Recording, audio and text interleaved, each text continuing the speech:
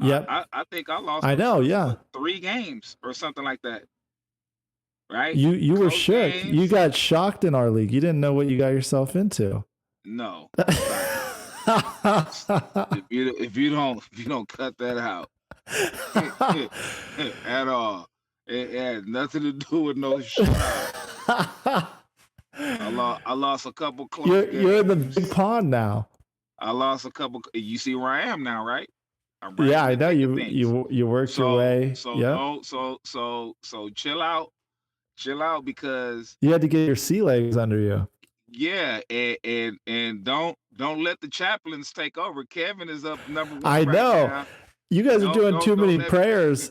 All don't the let me don't praying. don't let me don't let me catch fire in these next games, I man. know. I'm pushing right up there. Kick off to the game now. Darin and Johnny here. Wow, talking NFL, no doubt. Breakdowns and the standout. Big plays and the touchdowns. Huddled in the background. Each week we break it down. Our podcast is the town.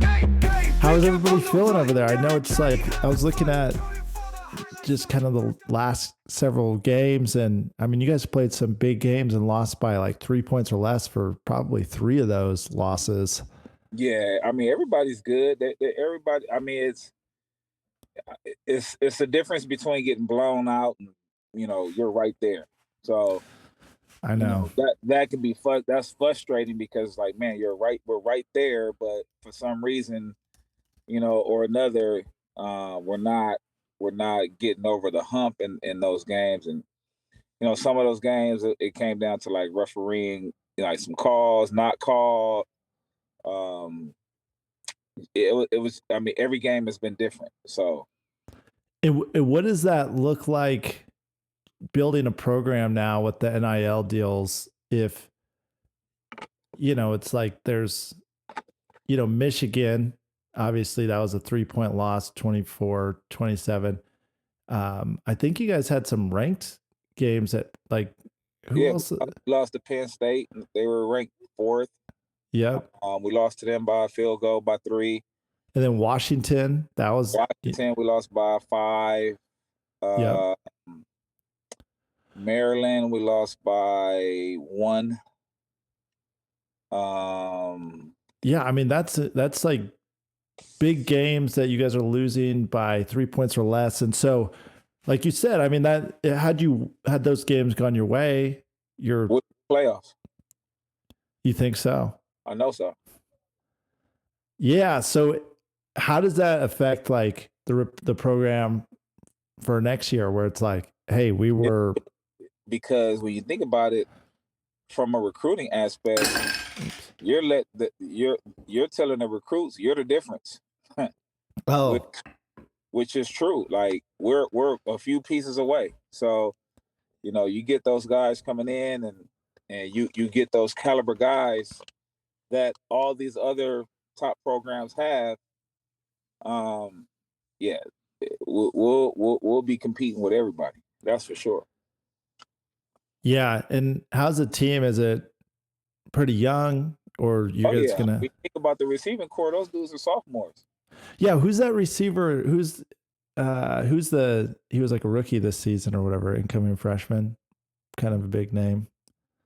This year, I think so, or last year. What was it? There was one. We had Jacoby Lane, we had Deuce Robinson, Zachariah Branch, and then we have Branch. I saw that guy on like.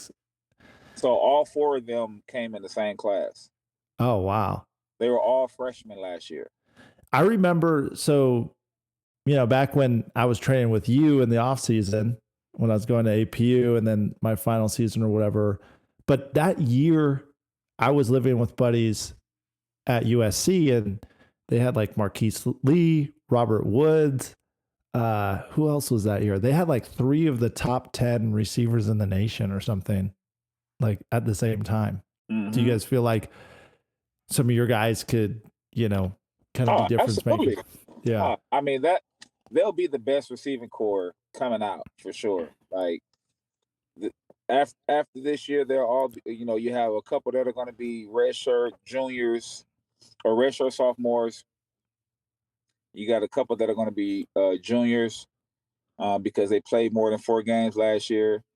Like they all have another year together. Yeah. After this year, like they all are coming back. Like it's going to be scary. How big of a gap do you feel not having Caleb Williams in the mix? Oh no, that's not even an issue. Like Miller make a couple throws, and we're not even having this conversation. Yeah. So a couple guys make a couple plays, we're not having this conversation. And is Miller, was he freshman or sophomore? He's a junior. Oh, or yeah, he has like one more year left. okay. Yeah. And are guys making money out there? Yeah, absolutely. Yeah, they're not making as much as guys from other schools because I mean that's all they have. They have to go above and beyond to pay these kids where they're getting compensated well with us, but where we might pay a kid $300,000, that kid at another school is going to get offered $500,000 or up. Yeah, because were you training Nico? What's his last name? Lama Leve or something like that? I coached him when he was in high school. So you were actually the football coach. Yeah, I coach. Yeah, he came to the beach. He came to the beach workouts too. But yeah, I was one of the defensive coordinators at the school that he was for 3 years. Yeah, because he went to Tennessee. Yeah, and I've got my brother-in-law and family out there and everybody. But yeah, wasn't he on some multi-million-dollar contract? Got that coming out of high school. He got like a $9 million contract. That's crazy. It's like NIL deal. You could just do your thing in college, and you don't even need the NFL at that point. You could go, start a business, and you keep the main thing, and that's we always sort of that's what we tell our guys. Like, you didn't come to college, you didn't come to USC to get NIL. You came to USC to get a degree and hopefully go play in the NFL. The NIL is just a cherry on top. And they're like, right, No, it's the truth. It's the truth. Because I mean, of course, the aim is to always do a little better. But one of the things that I thought about for a guy like that, Nico, you get $9 million. I don't know, is that over the course of the 4 years or just one? Right. But I don't know what the rookie contracts look like in the NFL. It's like by the time he's a senior. Okay. Well, okay. Because then you have, I guess if you come out like Brock Purdy or whatever, he's making like under $1 million. Brock Purdy was like a 6th round draft pick or something like that. Nico, I think he was Mr. Irrelevant. Yeah, Nico will be a 1st round draft pick. He might be the 1st overall pick coming out when he come out. Really? Yes, they love Nico. Nico's awesome. Kid can play. Oh, wow. Yeah, see, I mean, they're obviously, I think they're ranked. They're having a great year. They're in the playoff projections right now. I mean, that's incredible. Because I was thinking, it's like, okay, on the college stage, some of these guys can be top performers, be local celebrities, get all the endorsements and everything. And then once you go into the NFL, like, big fish, big pond, you might just be kind of in the mix where it's like, no, you remember you're a big fish based off of what round you get drafted in. Yeah. Well, yeah. So I guess they're still handing out decent rookie contracts then. Oh yeah, absolutely. And you got to remember the money is even different in the NFL now. So you have words and language in contracts now that was not in contract talks when we were playing. So these guys are getting guaranteed money. Their whole contract is guaranteed. Where back then you would get a guy that signed for $50 million and then 24 or 20 of it is guaranteed and 30 is not. Well, because you're looking at Purdy, who's making like probably, I don't know, maybe like $700 a year. And then you've got Mahomes, who's making an average annual salary of $45 million. But why?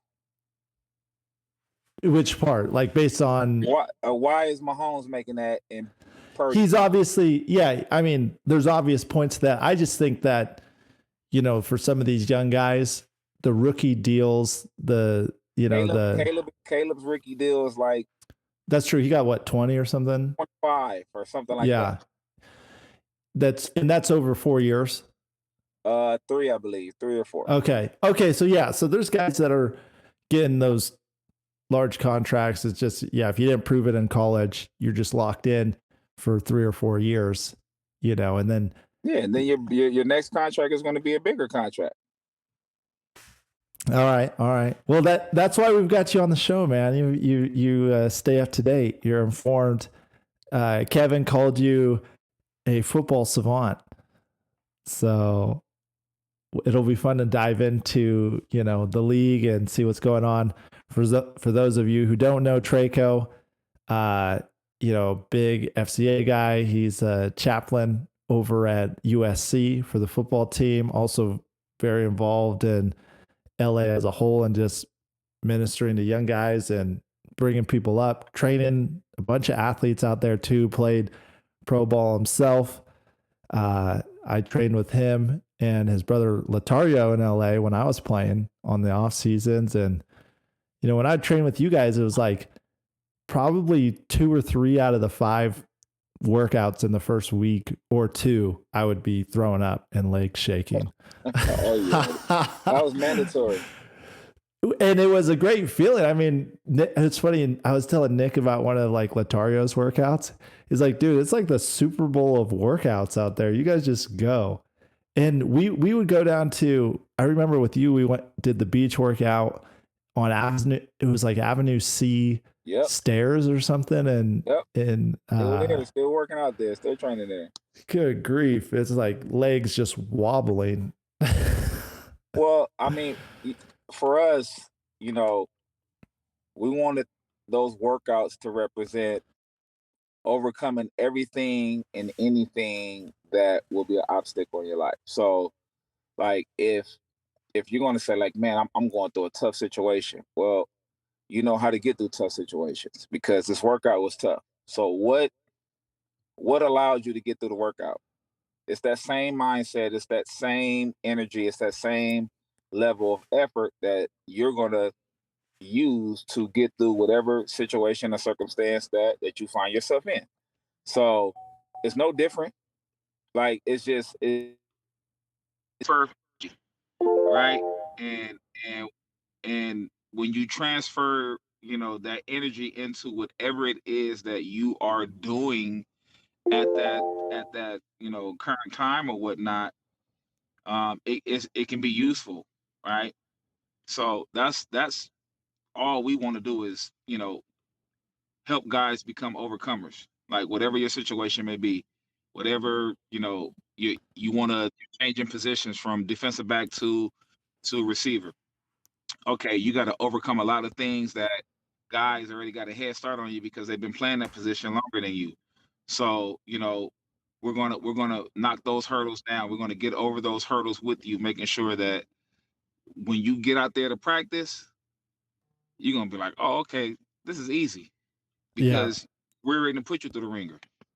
Yeah, you're coming into training camp, you're coming into, fall camp, already at some peak performance. And, I think that's the way you want to come in and you put in the work and the grind. And I always love the perspective that you had because you were, you have those, analogies to life and you're always challenging guys to be men. And, you're kind of like a father figure to a lot of guys out there. And I know you've been there for me a lot during my life. So it's cool to see that you get to be involved in a great program and help elevate those guys as well. Oh, it's an honor. I mean, when this is a call, so this is not, something that is cool to do.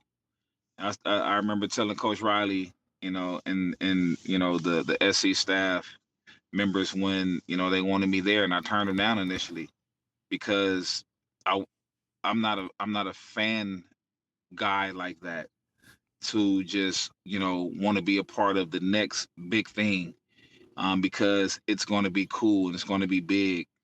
I want to be where the Lord called me and sent me to be, where he want me to be impactful. He know exactly who I am. He know how I'm going to speak to people. He know how I'm going to challenge people, and I want it to be about him and not about me. So, you know, that's why, you know, the why, and you know, we do what we do. Yeah. Or, you know, it's an honor to be of service any way, shape, or form you could be in anyone's life. You Yeah. know, whether you use words, don't use words, you're there for them, no matter what way, you know, you're called to be in somebody's life. Like however I can serve, I want to serve. Yeah. No, I get down with that. Well, I know you're on limited time, and then you got to hop on another video call on, you know, later tonight. So I want to make sure we dive into the stats and the matchups here, because I've been itching to get you on the show and hear your perspective, because one, I think you're pretty well informed, and two, we have some, you know, dissenting views on some athletes, and I love to hear your opinion. I can see what it is. Okay, let me pull it up. And I know you're in the car, so it's like you can't really probably see too much of this screen, but I can talk through it. And let me see here. Let me pull it up. Okay, so we'll just quickly go through, let's see, the weekly report real quick. We'll kick that off, and then we'll jump into some of the matchups. Best manager. I got best manager because I maxed out my points, which probably more so means my bench wasn't doing much, and I had a low scoring game. But worst manager, Nick has worst manager, but this is probably the biggest score he's had all season with 141. You know, we're gonna dive into each game, but any thoughts off the top of your head with Nick? I don't know how closely you've been following his story, but he's now won 2 games in the last, I think, 3 games. And he's got Christian McCaffrey coming back. He also has, you know, guys now on his team that, you know, are starting to produce. You know, I'm trying to look at some of the standouts there. But well, you know, before we jump into that, any just thoughts off the top of your head with Nick kind of being at the bottom of the barrel, but now starting to show signs where, you know, he's a force to be reckoned with? I mean, fantasy football is unpredictable.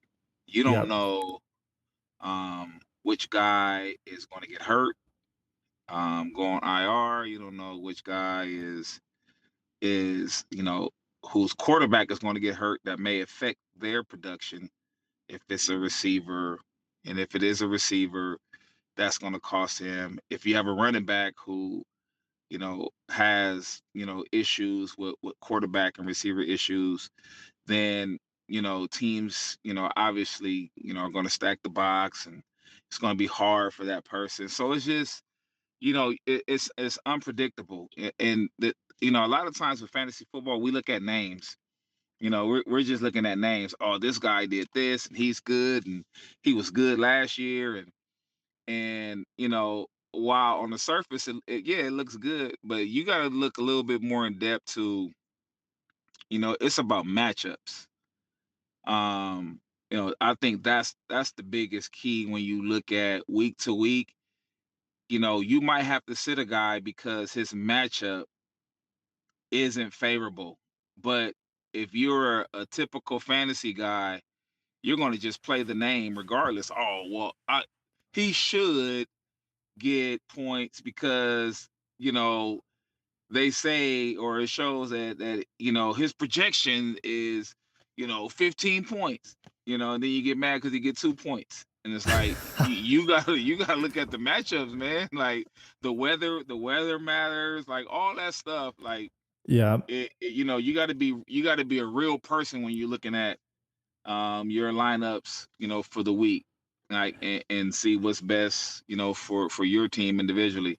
But it's a long season. I mean, we're pretty much, you know, halfway through or so. So, you know, he still has an opportunity to make a run. Do you think he has an opportunity at playoffs? So he's 2-7, Actually, if we look at this week, does it update the roster there, the score? Yeah, so he's 2-7. It's a 14-week regular season. You got to get 6 or above. There's 2 3-6 guys and 1 4-5 guy, and then the next. So basically, position 6, the lowest is 5 wins, and we've got 5 games ahead of us.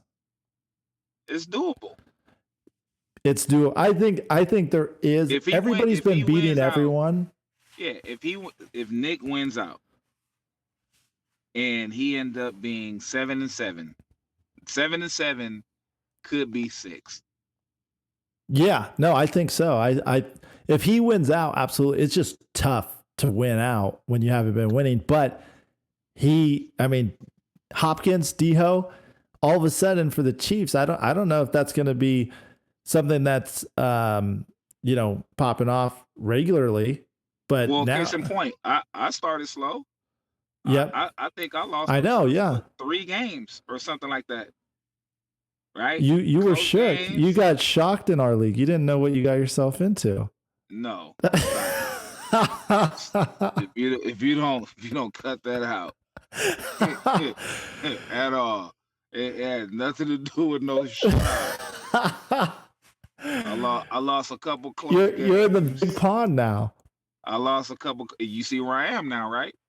Yeah, I know you worked your way. So chill out. Chill out, because you had to get your sea legs under you. Yeah, and don't let the chaplains take over. Kevin is up number 1. I know. Now. You guys are doing too many prayers. All the praying. Don't let me catch fire in these next games. I know. I'm pushing right up there. So what am I, like a game behind second place? Because it's like 3 of us that are 5 and 4. Yeah, we've got Kevin at 7-2. Mm-hmm. And I'll put this up here, which that's a shocker. If you look at his roster, it's not much of a shocker. No, it's not. It's not. Again. Yeah. But it was Cooper Kupp and AJ Brown were out for the first, You're looking at names and who carried him. Henry. Oh, Derrick Henry. Yeah, he went off this year, which was a little unexpected. And then who was his quarterback? Let me. Jalen Hurts. Yeah. So again, because I didn't think Henry was going to have the performance he had this year. I mean, he's been that's your fault. Well, I'm a big trend guy. I'm like the Moneyball guy. If you're a trend guy, then see this is going to make me question your fantasy IQ, because if you're a trend guy, then you would know that Derrick Henry has been trending for the last 4 years or so in fantasy football. He's been killing it. Well, if we look at it, because I remember, I think Nick had Henry, and yes, he's been killing it, but the volatility was big. He was kind of a boom bust play. I mean, we're looking at. I don't know if you can see it. I don't know if you can see it on your phone. No, but it's kind of like 20. He was killing, and he was the only guy in Tennessee at the time. Now you put him with Lamar Jackson. You don't think that's going to open things up? You would think that. That's why he's having. So if you're a trend guy, you got to consider all the elements. You have to consider all of that. He has two good tight ends in Andrews and Likely. He has speed on the outside with Flowers. He has a possession guy in Bates that's really good. And then you have a quarterback that you have to keep eyes on. So you don't think Derrick Henry is going to factor in and be a guy there? Then we don't know football if that's our thoughts. That's a perfect recipe for Derrick Henry. Yeah, no, I think that was probably a bit of an oversight on my end, not factoring in how big of an impact that would have. And, I don't know if it's always guaranteed like that, because, I don't know. It just seemed like he was a little bit volatile. I mean, it's still, he's still got, it's not committee backfield, but he's still splitting reps. But yeah, the guy's producing. He's getting TDs every game except for that's one. what you want, right? Yeah. So I mean that's what get points. You can split reps and the other guys can get some nice little yards here and there, but as soon as they get to that goal line, who they gonna get a ball to? And you can't give it to anybody else because if you see him playing this year, I mean, the guy just looks like, he's a man child, like he's always. I know. So, yeah, no, I love that take on that. So, just looking at the standings, if Nick's got a shot, everybody's really got a shot. I mean, some guys are trending in the wrong direction, but let's jump into these game recaps. Starting with you versus Tyler. I don't know if you had any kind of, I know it might be hard to see on your phone, the screen. So let me know if you want. I can tell you, I mean, first and foremost, Olave killed me because he got hurt in the middle of the game. And then Madison, he didn't have he didn't have a game worth anything to assist or help. So those are two big spots right there that kind of hurt me for sure. Did you pick Madison up on waiver wire? I did. What week do you remember what week you grabbed him? I want to say week, because I think 5. Didn't Nick have Madison before? 4 or 5. It was either 4 or 5. It was okay. It was right. I got him right after he got the starting job because Zaire White went out. Oh wow. Okay. See, man, you gotta pay attention what's going on. Oh, it was Philip. Philip had him just for a week in the first thing, and then you picked him up. Yeah, like 4 weeks later, and all of a sudden, he was producing for me. Yeah, these last couple games, it looks like not the biggest, but I mean, it was against teams that aren't allowing that many points from running back. So, but I needed it because Taylor was out, so I had to have someone in, and then Walker was out a week, so like that's why I went and got him because I needed someone. And I mean, it wasn't like a lot of guys on the waiver wire that was, productive. Most of those guys that are guys at that position are already on someone else's roster. So, and you're picking up defense and kickers each game. Speaking of matchups, I mean, looks like the things that hurt you were Madison, your kicker, Chiefs defense. Well, my kicker I had to get because the other one was on a bye. Yep. So, I mean, those are the things that you got to manage because someone's going to go on a bye. Look at this week coming up. I have like 3 guys on a bye. So I have to go pick up some pieces just to have a full roster. I know. Upcoming week. And that kind of hurt me as well. And I'll talk about that in my game. But yeah, so I mean, you got guys that can really carry you, but Olave keep, him getting hurt consistently. That's a tough one because you don't obviously want to drop him, but he's a key guy too. So, he was their number 1 receiver. Do you think that's going to be a bit of a issue for you? Like, No, because, I mean, I have Higgins who's been out. But I mean, my receivers have been producing, so all right. We'll be okay. And what about Tyler? I'm gonna be in every game. Yep, that's for sure. What about Tyler? What are your thoughts there? Because Tyler, he told me he's been projected to lose literally every episode of this podcast, and probably rightfully so in a lot of ways. I don't know if it's been actually projected to lose everyone, but probably most of them. And somehow he has a winning record. Yeah, he's projected to beat me. Yeah. Well, last week, week 9, he beat you. Teenage Ninja Bortles. That's Tyler. So yeah, and you guys faced off last week. What are your thoughts? It was the perfect storm for him. He had Otten and he had White, and you have Evans and you have Chris Godwin, who are out. So they're going to volume feed Auden. They're going to volume feed White, who is not only a good running back, but he can catch balls out of the backfield. So, I mean, it was a perfect storm for him And the to fact that have those two. you're not looking at anything and you just know this off the top of your head, like, are you putting in hours just like studying this, or it's just No, I'm not. Man, I got chapels to do. I got Bible studies to teach. I'm taking a class. No, You're I'm on not. some like good forums or something, because you're I'm pretty not. dialed in. I'm not on nothing. What about like Mozart? I know it's like they had Mozart, Achan. These guys were awesome last year, but with all of the stuff going on with Tua down and Tyreek not producing, it's like these guys, can't seem to catch a break. None of them seem to be putting up points. Do you think there's any hope for, Dolphins offense? Yeah, I mean, obviously Achan the last 2 weeks since Tua's always. back, I he's mean, gone off.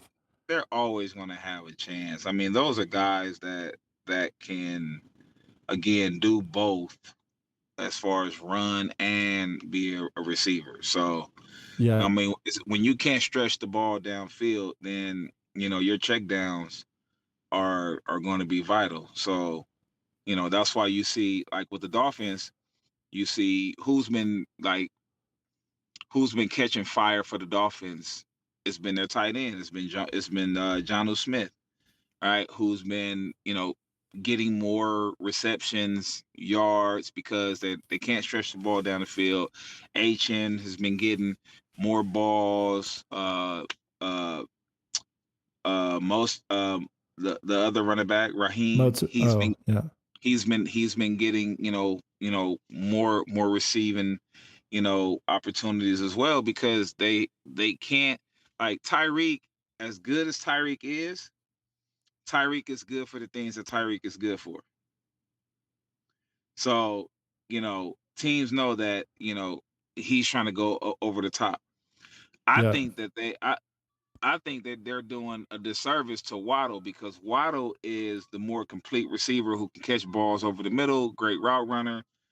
And I think that he's losing more reps and opportunities because, they feel the need to have to give, Tyreek the ball, or try to get him, touches and things of that nature. But if I were the Dolphins, I would probably let Waddle set the plate, because now if it's almost a dynamic when you look at Philly, right? AJ Brown does well when Devontae Smith is doing well, Yeah. right? Because now you have a complement to him. So now when you have two dangerous guys like that, it puts more pressure on the defense and the secondary to just zone in on one. Yeah, because So you can't double cover. You can't cover these guys double on the top for both of them. You can only flex to one at a time, probably. right. So when you think of even last year, look at last year. Look at Waddle. Look at Waddle and Hill's stats from last year, off the charts. Last year they did Yeah. well, right? And it was because they complemented each other very well.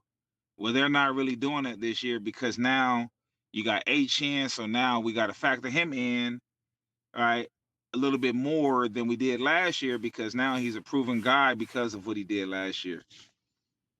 Yeah. Yeah. No, I mean, I like that take. I mean, I think you're pretty spot on. I think that's kind of that Cooper Cup, Puka Nakua effect too. It's like, yeah. I think when you have somebody else to take the heat off your primary receiver, somebody's going to be open.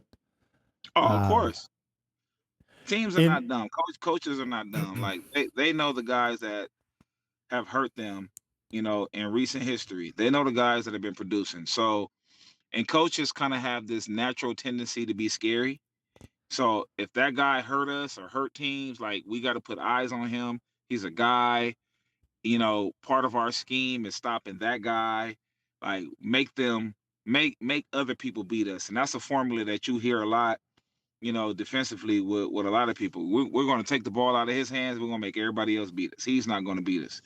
And when you do that and you have another guy that's a guy, guess what? He can beat you. Yeah, Yeah. So now you got to divert attention to him. And now what do?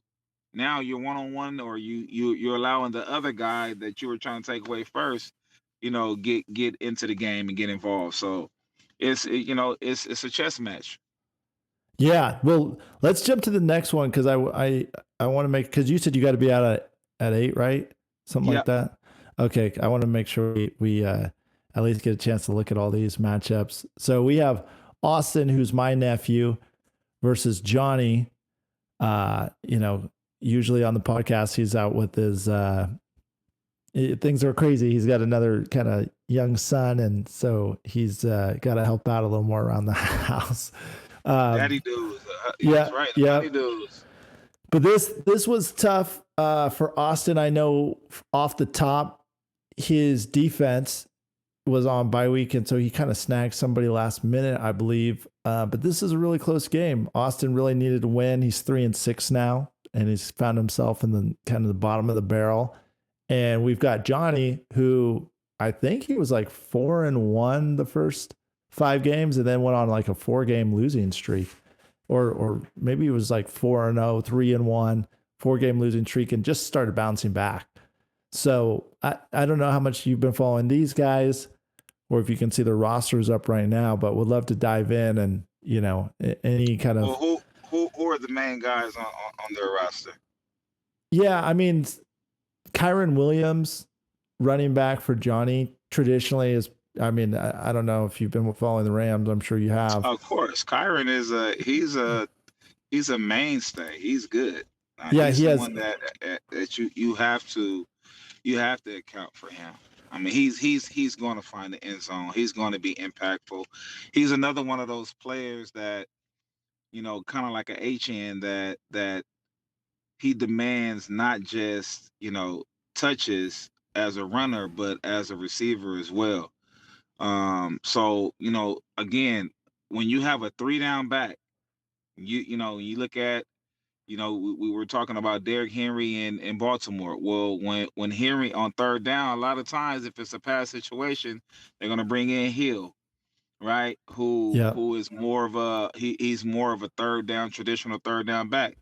Well, Kyron, he is a 3-down back. So he's going to get those 3rd down touches, and not really share a spotlight. So having a back like that on your roster is pretty amazing when you can find them. Same with a McCaffrey. McCaffrey he's a 3-down back. So yeah, and he's coming back. McCaffrey's coming back next week, and that's going to make it's going to be a different story for Nick. But yeah, so Johnny's got he's got Cousins, which he's had a great kind of bounce back kind of second half games. Yeah, I don't know, week 5 he had 35. All right. He's been okay. Yeah, no, I think Kirk Cousins is one of those guys that is doing a lot for the franchise, but isn't like a big fantasy, standout. He's a middle of the road type of quarterback. But for their franchise, I feel like he's doing what they need him to do, right? Or what would be your thoughts? Oh, I mean, when he's not turning the ball over and forcing things, when he's not in his typical Kirk Cousins mode, like when he's, when he is getting the ball out of his hands to Mooney and right. He's getting it out to Drake and Pitts, Bijan. He has a full complement of of weapons. Like as a like that's an ideal situation for a quarterback. You got a nice young running back, and you got a backup with Algier. Like you have 2 guys there. You have a nice, consistent 3 rotation of receivers, not including Pitts, your tight end. Shoot, he should be putting up better numbers than what he is, just based off of like his role is to not lose the game. Just get the ball to your guys. Don't go lose the game. When he try to do extraordinary things is when it costs him. Yeah, I mean that's a good point. You start looking at that lineup and you say, well, hey, maybe he should be doing better than he's been doing.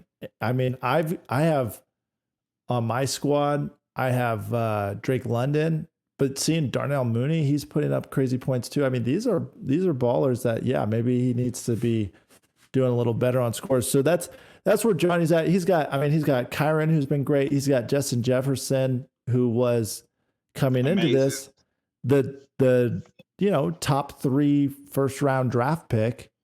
You could argue he's been putting up numbers. Yeah, that's so sure.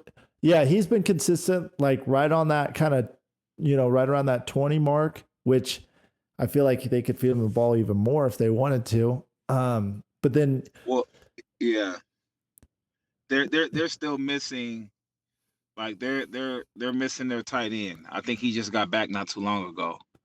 Okay, so yeah, that might start clearing out. Yeah, and then Jordan Addison, he was hurt earlier in the year, so he's getting back. And then you got Johnny picked up Addison as well. You got Speedy Naylor, but see that can be a problem too because you don't want, like, if you play both Jefferson and the QB has a bad Addison. Yeah, I mean that's tough because you don't know which one is going to get the volume. So when you start looking at the games that they played just recently with Jefferson is hitting high, Addison he has some low ones. He just scored a touchdown this past weekend, but other than that, when you look at the weeks that they played together simultaneously, they haven't been clicking where Jefferson is hitting in the 20s and then Addison is like 15, 16, 17, like. So, you only have so many balls that are going to go around with those guys. So I wouldn't play 2 receivers on the same team like that. And he's doing it with Buffalo too, when he's got Kincaid, the tight end, and Shakir, the receiver, and both of those guys had a down game, for Buffalo. Yep. So Johnny, I think he's kind of a guy that I think he'll find his way into that top third for sure, and he'll be a playoff contender and somebody to look out for. The more so the question is, Austin's team. If we look at Austin, he's averaged points and scoring points that have been, fairly high. When it comes to total points scored, points against him have always been super high, and I feel like his record could easily have a couple more wins there, 5-4 versus 3-6.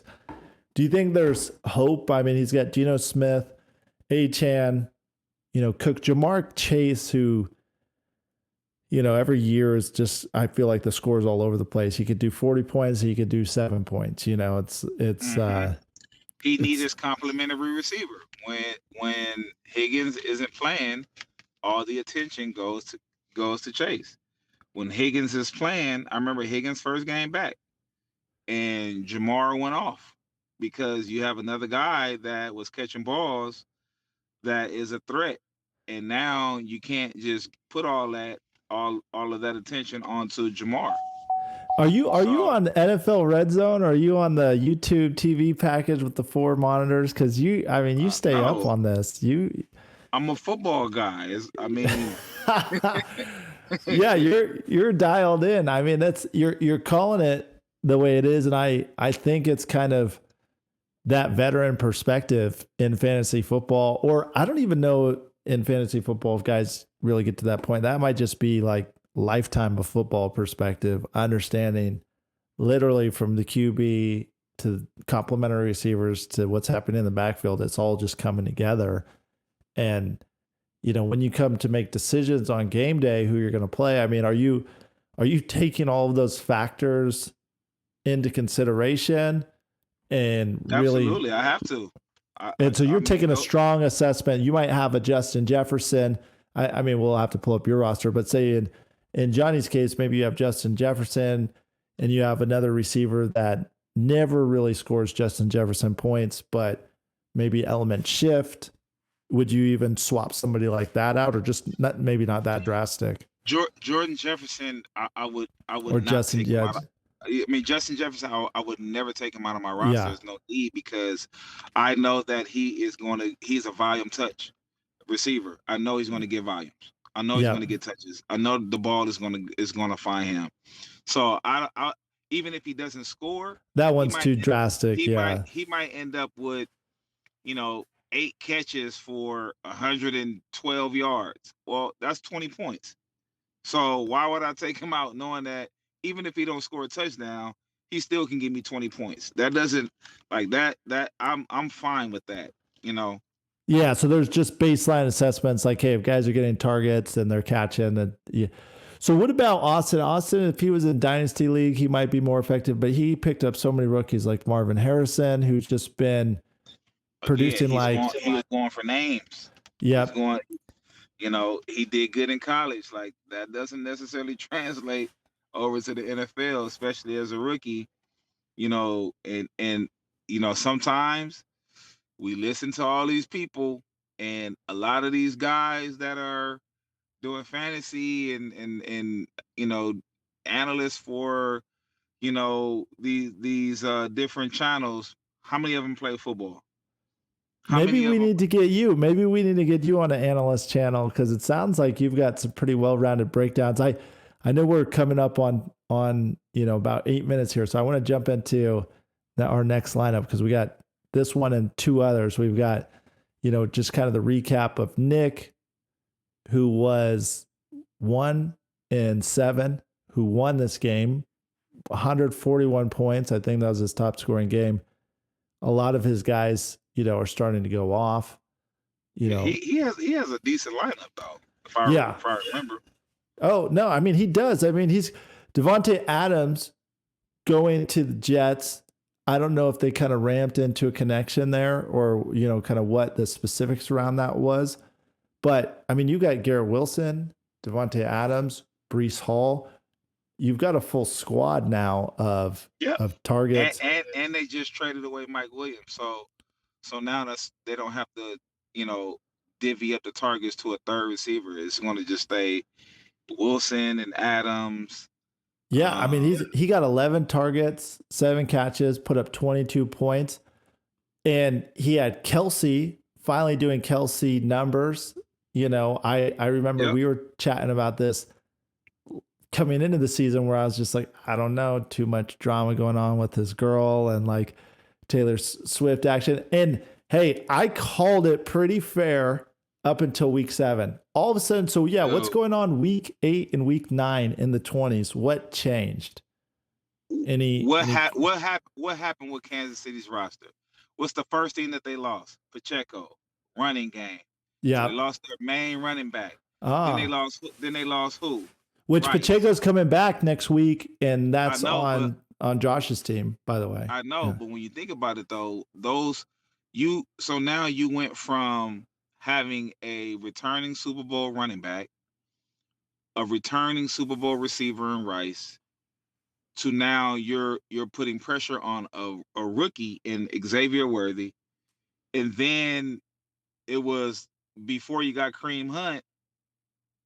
What was it? You know what I mean? So, like, what are you trying to? You trying to get a GM spot? How are you just naming all these guys on every team we talk about? It's football. Are you trying to? Are you like training to be a GM? Is that a one day thing? GM for what? I mean, hey, that's how you do it. You figure out, what the right squad to put together to get the deal done. I mean, it's one, you got to know who's producing, and I mean, obviously, there's a lot more elements at play, but if you could see the field and see how these guys go together, you could start to put a roster together, Oh, yes. I mean, it's easy to put a roster. It's not easy, but I mean, if you know football, and we've been blessed to have been around this game for a while. So, I mean, in different type of eras where, you're talking more pro sets, when you got a fullback, running back, tight end, 2 receivers. So now it's spread. So the game is different than it was back then. So when you start looking at what you need to be successful in today's model of football. It's a few things that you have to have. Like you have to have like that word that people throw around all the time, complementary football. Well, what does that mean? What does that look like to have complementary football? So you have to have pieces that complement each other. That's what complementary football is. Like you want to find pieces that comp that. So if I have a Kelsey, right, talking about Kansas City, right, someone who can man kind of the middle of the field. What does that open up? That open up things deep because now teams have to honor Kelsey because he's such a commodity and a weapon. Do you Well, feel when like you Kansas City has been taking those deep opportunities from a quarterback standpoint? Patrick Holmes is They doing, haven't been able to though. yeah, They haven't been. They're missing their complementary pieces. Rice is out, yeah. right? Who's on my roster, I know. I right? saw that. Yeah, On that's IR. So when you look at like him and Kelsey, they complement each other. Not only that, Pacheco's out, who complements both of them, right? When you look at week one, right, and everyone was enamored that, oh my gosh, Worthy went off. Why did Worthy go off? Why was Worthy able to score? Because you had Kelsey, Pacheco, and Rice that everybody that the other team had to worry about, and not this little rookie over here. And now he go blurring by people, and they're like, "Oh my gosh, they really gave them another freaking weapon." yeah. Yeah, and that was a guy that we saw get loose, like he said, when they had a full roster, and it's been a bit of crickets. I mean, this is a fast guy that's he's getting gloved up. Like I was watching the game. It's like he's not getting that loose. Why? There's not a lot to focus on. He's wide receiver 1 right now, so it's so wide receiver 1 gets what? Yeah, he gets covered, over the top. By DB1. Yeah, DB1. You get the best corner. You got the best corner on every team now because you're wide receiver 1. When he was wide receiver 2, 3. Yeah, that's it. Yeah, I love that you see the game in its totality. Like I have to admit, I get pretty laser focused when I kind of make these assessments, and I hope the guys that are watching are starting to kind of gather these kind of veteran viewpoints of how to read the game, because when you say it, it's obvious, but those aren't necessarily things everybody's thinking about when they're setting their roster and when they're grabbing guys on draft day. Mm-hmm. So no, I like it. You got a hard stop in about a minute here, so maybe we should do some closing thoughts. And then I can just kind of wrap up, the review on these last couple games here. But yeah, any closing thoughts on the way things are going, or what? Actually, I like the league, man. What I appreciate is it's so much of a crowd at the top right now. Like Kevin is kind of pulling away. Like he was a game. Even though I'll say this about Kevin though, because it needs to be said. He had 2 of his wins with like 105 points and 101 points. So he really should be like 5 and 4. No, you can't say that. You can't, like there is no should have been when it comes to fantasy. Like we take the fantasy aspect like, oh my gosh, like they're so great, like the people on our roster, and we run with the projections. Oh, I'm gonna score 167 points because that's what it says. Like he's supposed to get this. No, it's not. It's a projection. It is not reality. So, like, if your guys if the people who you're playing against have bad matchups, and they can be their guys, they're gonna have bad scores. Yeah, and you can win with a lower scoring game because your opponent's matchups were not favorable for them. Yeah. And that's what happened. That's what happened in those games. Okay. So we'll give Kevin his podium right now. Obviously, there's a lot, but yeah, go ahead. Finish what you were about to say about the league. It is you have, three or four teams that are right there, 5 and 4.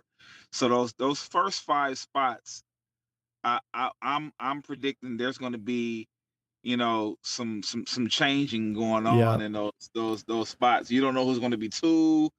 Like, we know Kevin right now, he has a 2-game spot on the rest of us, but so we're going to see what his win looks like in his last, the backstretch of the season. Can he hold on with those 2 games, or is he going to get caught? It is, like you said, he has some lower scoring games. Will that catch up with him? Like, Yeah. based on the matchups that he's going to have to deal with fluctuating his roster, making sure that he can, get the most value out of his roster. So, it's that's the beautiful. Now, I think that's the fun thing about fantasy football is, you got to think about these things. And if you just go by names, you're missing out on so much.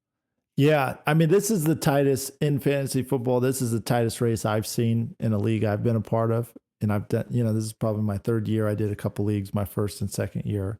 But I mean, everybody just keeps getting pulled to that middle. It's really competitive. But Traco, I know you've got something you got to jump to. It's a couple minutes after. I appreciate you hopping on. It's been fun having you in the league, even though you're in ghost mode in the chat. Anything to say about that? Oh, I mean, I work all the time. Like, I'm getting text messages and staff meetings, like, back to back to back. I'm like, oh my God, if they don't cut it out. Like, so I'm at practice and my phone is blowing up, and I look and I just see the league. And I'm like, oh my Lord. Like, so part of it is I'm intentionally ghosting the text messages because I'm in game mode. So I don't need to talk to my opponents during the week. All right. All right. Well, we and then to add a little on top of it, all the messages that I'm getting when I'm in my most busiest moments, right? It makes me want to put it on silent just for a little bit. I know, and it's a lot of group texts I'll have. Everything. Yeah, I know you are. I know, because I know you got to. I'm a gamer now. Don't think don't think like the app like I'm sleeping, because I'm definitely not. in last, I don't know if you have 30 seconds, but thoughts on your guy, your QB that came out from USC, Caleb Williams, and kind of his show, because we were having this conversation, back in love Caleb, man. July, or and I told you, it's going to take him a few games to get acclimated to the league. And once he gets acclimated to the league, he's going to be just fine. And he's just fine. No one thought that the Bears would even be this close to even competing in that division. And look what they're doing, because he's not forcing things. He doesn't have this huge turnover rate. Right? He's taking care of the ball. And now remember, like, Keenan was hurt early. Now he's back. So he's getting his full complement of guys where it's not just Moore, right? Aduzier is who's a rookie. He's starting to get more acclimated into it. You still got Clement. Like, you still have now he has a full complement of weapons. He has Swift. So now in this, I expect in the second half of the season, we'll see an even better Caleb Williams. Yeah, no, I think that's fair, because that was kind of my thing. I thought, it'd probably take about 4 games to ramp up, and, he's not pulling away from the pack like he was in college with his production. But for a guy coming in first year, he's being really productive in a team that, like you said, people didn't think. And it's scary having Adunze and, Caleb Williams, that young of crew that is already, performing at that level. Now, do I think it's, player of the century type performance? I can't say that at this point. I don't know. But why would we even say that? it's half of his rookie year. Yeah, I mean, it's, you get the guy who's, Heisman guy, and they come in with all the hype. You just expect that to translate immediately. And maybe if it was running back, or because if they have that much of a separation from the pack, you would assume that most of that translates. Now, I mean, me personally, for his gameplay style, I wasn't thinking it would translate immediately on the NFL field, just because. Oh, I knew it would, but again, you have systems that you're going into. He's not in a college system. Yeah. He's in a pro system. Caleb went shotgun the majority of his career, or all of his career, from high school to college. Now he's under center. Like, it's a different game at times. So he had to learn a whole new quarterback skill set that he wasn't as familiar with. So, like, those things, like, you got to give them time to adapt and to be able to grow and maneuver, like, in that new form, that new body. So Yeah. he's going to be fine. He's going to be A-okay. How often are you in these like schematic meetings? It sounds like you really are considering a lot of the elements that go into affecting performance, stats. Like, you always bring it in the mix, and I don't think that's like a natural thing for everyone. I feel like you've got a really good holistic perspective on a lot of these. Well, I've been coaching football for a long time. Okay. So, yeah. So like that, I can't discredit that. I'm always looking from a coach's eye. Right. So even in everything that I do, I'm always looking from that vantage point. So yeah, we got to get you on scheme. I mean, in our league, Ian, he was like the number 2 ranked offensive coordinator in the state of Mississippi when he was OC. We got to pair you guys up and get you a team or something. Hey, it's all in the Lord's will. Kev is an offensive coordinator too now. Well, yeah, I mean, obviously we've got Kevin. Don't let Kev fool you now. I know. Kev has been an offensive coordinator for a long time. He's a football savant. He want to say other people, that they are, but Kevin has been around the game as a coach for a long time. So don't let him fool you. Yeah, so we've got Kevin. There's no. And then we've got Nick. Nick, he's an OC type mind. I don't know if he's as schematic, but he like sees the players and kind of knows how to get the right personnel together. And then of course me, FCA Super Bowl offensive coordinator every year. I'm always. You don't cut it out. Oh man. And I don't know. I don't know if I go as deep in the scheme. I think from a receiver DB standpoint, I played a lot of that. So I see the outside the box pretty well. Yeah, see that's where your wall falls. Oh, because that's all you see. You see I don't know about that. Darin sees one-on-one matchups. Oh, I could beat him. Oh, he could beat him. That's how you think. I would probably run. There's other people that are involved as well. I know. And what I would probably do, I would probably run an RPO at this point and start just like kind of Kelsey Cooper Cup style, just like you got a couple guys, they're always open because. Well, why do you have to RPO it?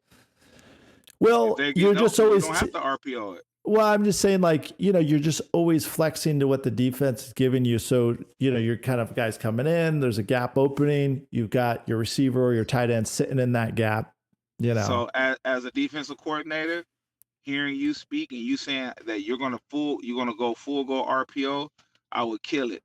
I would kill your RPO system. We'll set up some Madden. We'll get some Madden going here and do a live. I will kill your RPOs, your whole RPO scheme. I don't know. I don't know how I do when I coach flag, I don't lose, but it's different when you guys. I'm gonna go on that note. I'm gonna go on okay. When you coach flag note. Yeah, yeah. But that's what it's about. Everybody wants to see the spread, so then there's spread too. But all right, Traco, thanks for hopping on, man. It's always fun. We got to get you for the in-person draft next year, trying to figure out where we'll do it. Hopefully somewhere. Well, make sure we know ahead of time so we can alert wives. Yeah. We do have wives and children.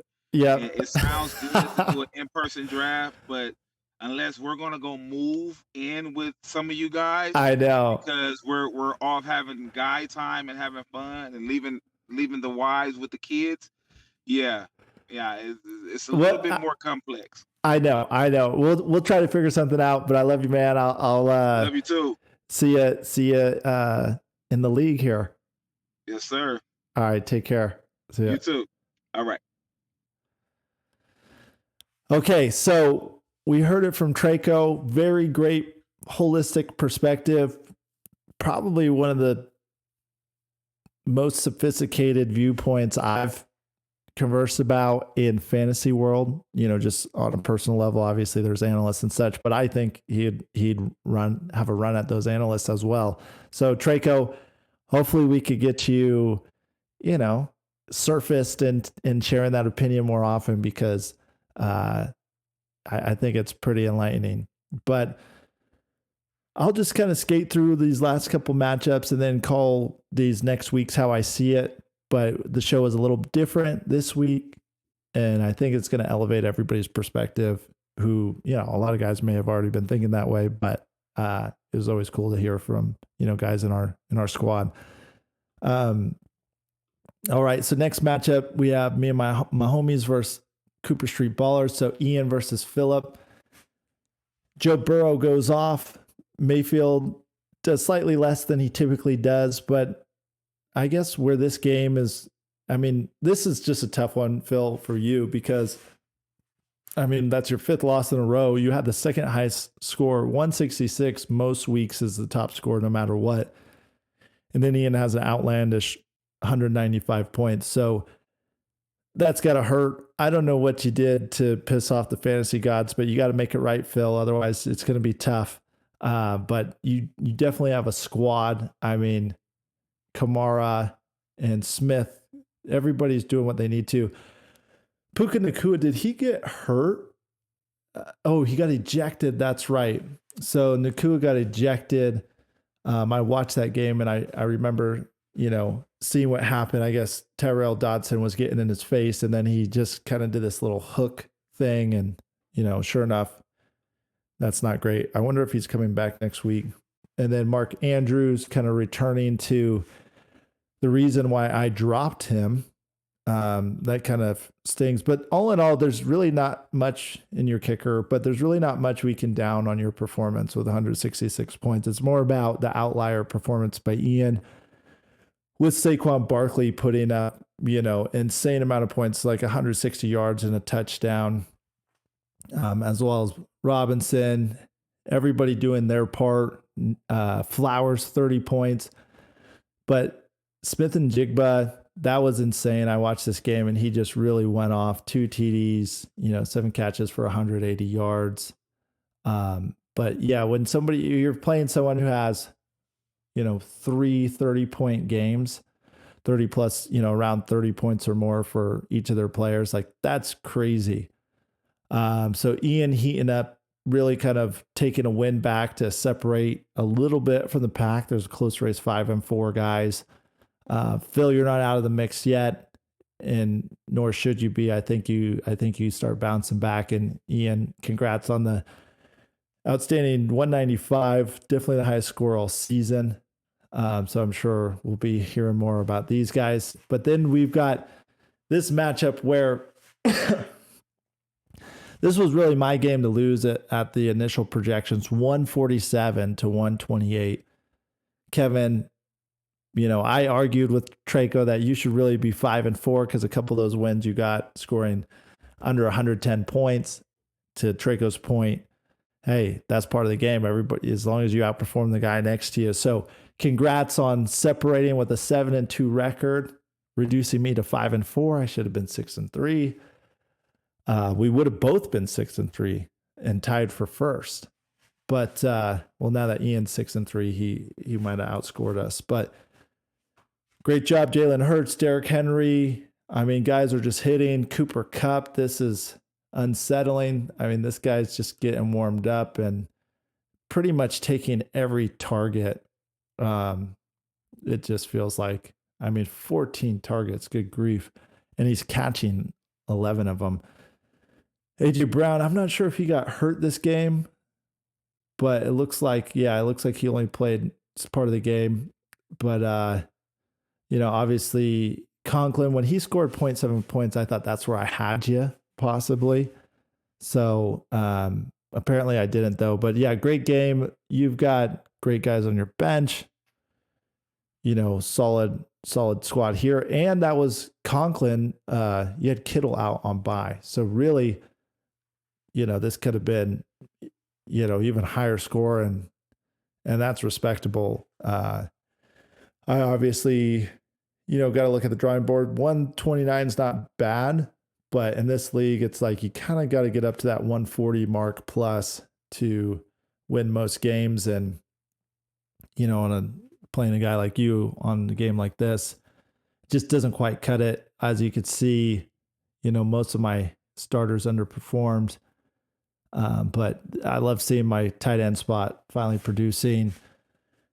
Jacoby Myers, this guy started, this was kind of, since Devontae Adams got traded to the Jets, he's really started to shine. So if that's happening, if that's going to be happening more often, that's really good for me. I had to, Brian Robinson was out. My kicker and defense were kind of getting fluctuated and no luck, filling those spots, which was that's, probably additional like 15 points I could have padded on there, but still not good enough going up against you this week. So we'll see what happens moving forward. If we jump into week 10, now we're looking at matchups here. So every week, Tyler has been projected, according to him, projected to lose. And every week it really looks to be that way, but he's got a winning record now. So Tyler 5-4 going against, the Cooper Street Ballers, who are 4-5. This is really an interesting one because it appears that Phillip's going to take it, but Phillip's been on a 5-game losing streak. So let me just look through real quick and see what we've got. Purdy's back from their bye week. I mean, I wish I had Traco here to finish his kind of assessments because he's taken into consideration all the matchups and everything. And if I were to just spot check this, I think that I would still give it to Phillip just because I don't have a reason not to. Tyler, I don't want you pissed at me, but with Nakua back on the field, really Andrews, I don't know if he's going to produce, but this is interesting. Taysom Hill, because I saw that he came back and he's starting to get kind of some targets and in production. It'll be interesting to see what he produces. But yeah, I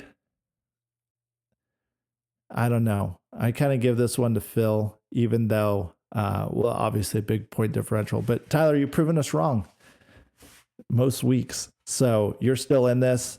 Congrats on the winning record. This is kind of like probably a pack divider here. I think this will be really telling of these two teams of kind of who deserves to be in that winner spot. So we've got Josh versus Traco. This will be a pretty good matchup. Josh, it's been tough. I mean, you've been battling against these like weird scoring. It looks like Jaden Daniels is back and producing again. So I think you should be all right there with the quarterback position and just kind of feeling out what it's going to look like. I know Brock Bowers is on bye week, so I don't know if you have someone to replace him, but that's been a big score for you. Worthy, he's been getting gloved up a little bit, hasn't been producing much. Tyreek Hill kind of in the 12 range most games. I think Stafford now having Puka Nacua, Cooper Kupp, Kyron Williams just firing on all cylinders. There's going to be some big scores on Traco's side. Amon-Ra, McBride. KC defense, I don't know, but I think that could get swapped out for, Philadelphia. And then Madison's on bye week. Okay.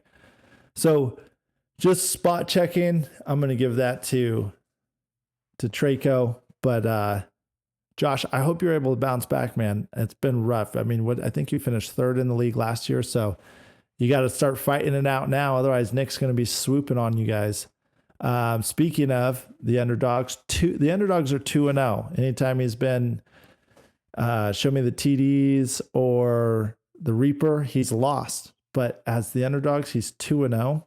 This is a pure 50-50 matchup with a team that used to be ranked number 1. And looking at it here, Davante Adams is in a different ballpark, coming after last week. It's like that could be the show ramping of a new player. DeAndre Hopkins, massive game last week, putting up 28 points. Now that he's traded from Tennessee over to Kansas City, that could be a really big deal.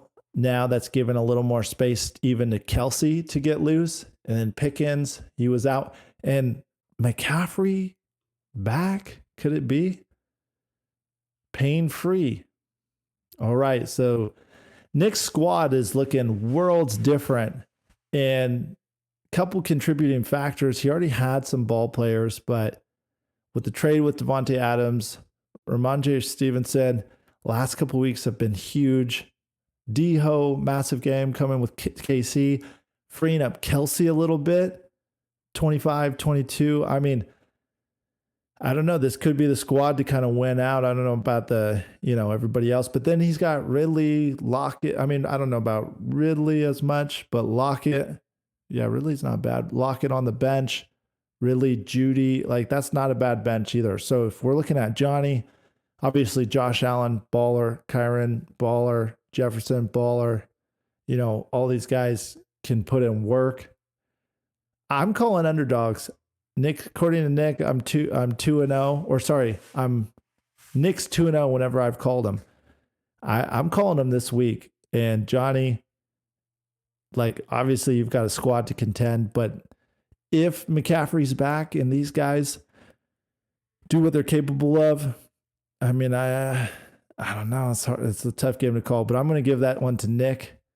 It's a chance Johnny scrapes him on this, but I believe in the underdogs and the squad they've got. Okay. Ian versus Kevin. This one is favoring Kevin right now. Looks like rosters are set and everybody's up. Ian's actually in Africa right now on a mission trip. So he has internet access. So he'll be checking this out, but Mayfield versus Hurts. Mayfield, I don't know why they just never give him the right. This whole time they've been projecting him under 20 points, and he's just been obliterating that most weeks. I don't understand how that rank is not being adjusted. But, Baker Mayfield, I think we can expect him to, these guys would probably come in around the same. So we'll call that a wash. But, I mean, these are some good matchups. Barkley versus Henry. I think Bijan obviously wins that matchup. Neighbors versus Kupp. So that depends on what type of week. Obviously, early on, we saw Neighbors ball out. Now he's around that 14, 15 range. But Kupp, I mean, he could throw up 30 points, or they could kind of wash out too. I mean, all the way down the line, we've got, some exceptional matchups. So it just kind of depends on who's hitting. And if we just take a look at kind of who has the green games versus the red games, I mean, I don't know. This one's kind of tough. Kittle, Dobson. I'm going to give this one to Kevin. Ian, I hate to go against you. I actually would be good for the league if you won. Maybe not. It just brings Kevin down a little bit. But Kevin, you might be on a hot streak here. And then me versus Austin. I've got to give it to myself on this one because I need the win. I've been projected higher, and Austin's been trending down. Austin really needs a win. Achan, though, blew fire last game and the game before. That's going to be big, hard for Breece Hall. But now with all the options that on the Jets, hopefully Breece Hall is going to be seeing some more action. I don't know if it's really worked his direction last couple games, but Jamar Chase, Austin, I feel like you have kind of that boomer bust team. Marvin Harrison, I don't have much, hope for. He's not really doing that much. So I'm going to give it to myself on this, even though Austin, you do have ball players. I just think they're too inconsistent and maybe, not as dependable as they ought to be. So a little bit different show this week, just kind of talking through scheme and how we look at the game. Much love to Traco for sharing his perspective and, just kind of doing a clinic on how he views it. As of now, here are the standings for the winners bracket. A lot of things shaking out every week. I don't think that this will be the same every time here. In a couple weeks, I don't even think those will be the same kind of order of things. I think everybody's going to continue trading places and kind of correct into the mean. But excited to play this next week and see how everything shapes out. Thanks for tuning in, and I'll see you guys next week. Good luck. Yo, kick off to the game now. Darin and Johnny here, wow. Talking NFL, no doubt. Breakdowns and the standout. Big plays and the touchdowns. Huddled in the background. Each week we break it down. Our podcast is the town. Game day recap on the run. Darin, Johnny having fun. Tune in for the highlights, son. First down hit and we're done. From the field to the show. Touchdowns catching fire, yo. Every week we let it flow. Darin, Johnny's voice, with the stats and the plays. Sundays like a maze. Analysis amaze. NFL these new days. Yeah. Game day recap on the run. Darin, Johnny having fun. Tune in for the highlights, son. First down hit and we're done.